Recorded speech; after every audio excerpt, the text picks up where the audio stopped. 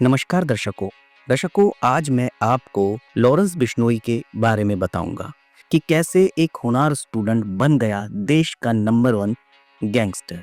जी हाँ, लॉरेंस बिश्नोई के एक इशारे पर राजस्थान के जयपुर में हाई प्रोफाइल मर्डर हो गया। श्री राष्ट्रीय राजपूत करनी सेना के अध्यक्ष सुखदेव सिंह गोगामेड़ी की गोली मारकर हत्या कर दी गई थी। ये तो आप सभी को पता है। बदमाशों ने दिन दहाड़े गोगामेड़ी के घर में घुसकर उन पर गोलियां चलाई थी। बिश्नोई के गुर्गे रोहित गोदारा ने फेसबुक पोस्ट में हत्या की जिम्मेदारी ली थी। लॉरेंस बिश्नोई का नाम मर्डर और एक्सटॉर्शन के मामलों में बार बार सुर्खियों में आता रहता है, जबकि वह 2014 से ही जेल के भीतर है। जेल के अंदर रहने के बावजूद वह देश विदेश में अपना क्राइम नेटवर्क चलाता है। ईडी और नेशनल इन्वेस्टिगेशन एजेंसी समेत तमाम राज्यों की पुलिस ने लॉरेंस बिश्नोई के खिलाफ मुकदमे दर्ज कर रखे हैं। Singer Sidhu Moosewala murder case में भी लॉरेंस की भूमिका सामने आई थी। 32 साल का लॉरेंस बिश्नोई पंजाब के फाजिलिका का रहने वाला है। एक संपन्न किसान परिवार में जन्मा लॉरेंस बिश्नोई 2010 में पढ़ाई के लिए चंडीगढ़ आया था। कॉलेज में उसकी जिंदगी ऐसी पलटी कि वह अब रियल लाइफ में क्राइम वर्ल्ड का एक जाना माना चेहरा बन गया था। 32 साल का लॉरेंस बिश्नोई पंजाब के धंतरावली गांव का रहने वाला है। उसने 12वीं कक्षा तक अबोहर में पढ़ाई की। इसके बाद कॉलेज के लिए 2010 में चंडीगढ़ चला गया। वह सेक्टर 10 के डीएवी कॉलेज में पढ़ता था। 2011-12 के बीच वह पंजाब विश्वविद्यालय के छात्र संगठन एसओपीयू का अध्यक्ष था। लॉरेंस बिश्नोई के खिलाफ पहली एफआईआर हत्या के प्रयास की थी। उसके बाद एक और एफआईआर हुई अप्रैल 2010 में अतिक्रमण की। फरवरी 2011 में लॉरेंस बिश्नोई के खिलाफ मारपीट और सेलफोन लूटने का मामला दर्ज किया गया था। तीनों मामले छात्र राजनीति से जुड़े हैं। स्टूडेंट पॉलिटिक्स के रास्ते उसने अपराध की दुनिया में दाखिला लिया। चंडीगढ़ पुलिस के मुताबिक लॉरेंस बिश्नोई के खिलाफ शहर में 7 एफआईआर दर्ज की गई थी। 4 एफआईआर में उसे बरी कर दिया और 3 में अदालत में मुकदमा लंबित है। लॉरेंस बिश्नोई से 2 बार पूछताछ करने वाले एक पुलिसकर्मी ने एक अखबार को 2022 में बताया था कि उसे अपने सीनियर्स की संगति में रहना पसंद था।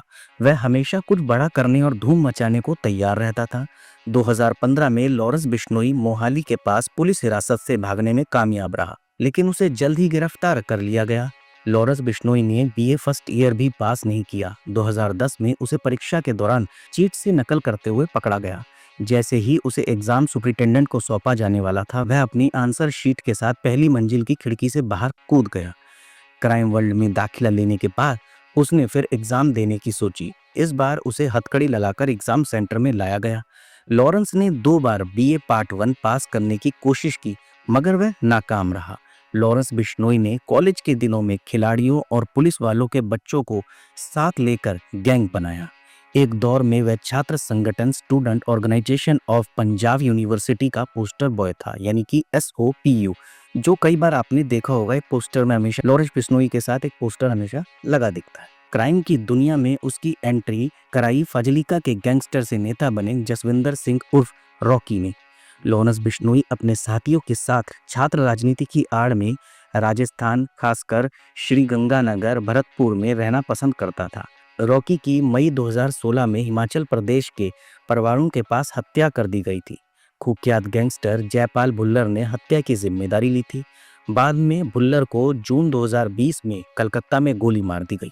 नेशनल लेवल पर लॉरेंस बिश्नोई का नाम उछला 2018 में, जब उसके करीबी सहयोगी संपत नेहरा को पकड़ा गया। जून 2018 में बेंगलुरु से गिरफ्तार संपत नेहरा ने खुलासा किया था कि लॉरेंस बिश्नोई ने उसे काले हिरण शिकार मामले में बॉलीवुड स्टार सलमान खान को ठिकाने लगाने का काम सौंपा था। लॉरेंस बिश्नोई बिश्नोई समुदाय से है। बिश्नोई पंजाब, हरियाणा और राजस्थान के कई हिस्सों में बसे हैं। बिश्नोई समुदाय काले हिरण को पवित्र मानते हैं। लॉरेंस बिश्नोई पर हत्या, हत्या के प्रयास, जबरन वसूली आदि के 2 दर्जन से ज्यादा मामले चल रहे हैं। लॉरेंस बिश्नोई के क्राइम सिंडिकेट पर मई 2022 में पंजाबी कलाकार सिद्धू मूसेवाला की हत्या की साजिश रचने का आरोप है। गैंगस्टर गोल्डी बराड़ ने शूटिंग की जिम्मेदारी ली थी, मगर लॉरेंस बिश्नोई की सक्रिय भागीदारी का शक बना हुआ है। इसके अलावा जेल की सलाखों के पीछे होने के बावजूद लॉरेंस बिश्नोई का पंजाब में तगड़ा प्रभाव है। विभिन्न एजेंसियों ने उस पर एक बड़ा क्रिमिनल नेटवर्क चलाने का आरोप लगाया है। उसके राजनेताओं और रईसों के साथ करीबी रिश्ते हैं। लॉरेंस बिश्नोई का क्राइम नेटवर्क पूरे भारत में फैला है। उसमें लगभग 700 सदस्य बताए जाते हैं। वह कनाडा और अन्य जगहों पर बैठे पंजाब के अन्य गैंगस्टर के टच में रहता है। एक तरह से लॉरेंस ने देसी गैंगस्टर के साथ मिलकर ग्लोबल क्रिमिनल नेटवर्क खड़ा कर रखा है। लॉरेंस बिश्नोई ने खालिस्तान आंदोलन और विभिन्न प्रकार की राष्ट्र विरोधी गतिविधियों पर पुरजोर विरोध किया है। वह शहीद भगत सिंह, गुरु जम्बेश्वर और भगवान हनुमान को मानता है। दर्शकों, भले ही लॉरेंस बिश्नोई पर कई सारे केस लगे हैं, लेकिन लॉरेंस बिश्नोई के बारे में ये भी बताया जाता है कि लॉरेंस बिश्नोई पीछे से एक अच्छे खासे परिवार का है। लॉरेंस बिश्नोई को कभी ये जरूरत नहीं पड़ी, जैसे कि बताया जाता है कि वो लूटमार करता था, तो वो लूटमार किस लिए करता था ये हमें नहीं पता, लेकिन जो सूत्र बताते हैं कि लॉरेंस बिश्नोई का परिवार एक सक्षम परिवार है। उनके पास पैसों की कोई कमी नहीं है।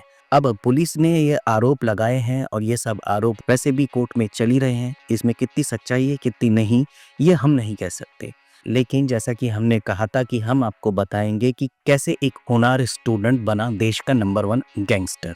इसके अलावा दर्शकों, मैं आपको एक बात और बता दूं कि लॉरेंस बिश्नोई के बारे में भले ही जो कुछ पुलिस ने कहा, भले ही उस पे आपराधिक मामले दर्ज हैं और वह जेल की सलाखों के पीछे है, लेकिन कई ऐसे अधिकारी हैं, जो पुलिस के बड़े सीनियर अफसर हैं, कई बड़े वकील हैं, जो लॉरेंस बिश्नोई को देशभक्त तो बताते ही बताते हैं, बल्कि उसे बहुत पूजा पाठ वाला भी बताते हैं। वह अपने नियम और कानून का पक्का है। जेल में उसने कई सालों से अन्न का त्याग कर रखा है।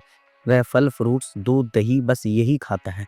यहाँ तक कि उसके बारे में बताया कि जो भी ऑफिसर उसे कोर्ट ले जाते हैं, उनके साथ उसका व्यवहार बहुत अच्छा होता है।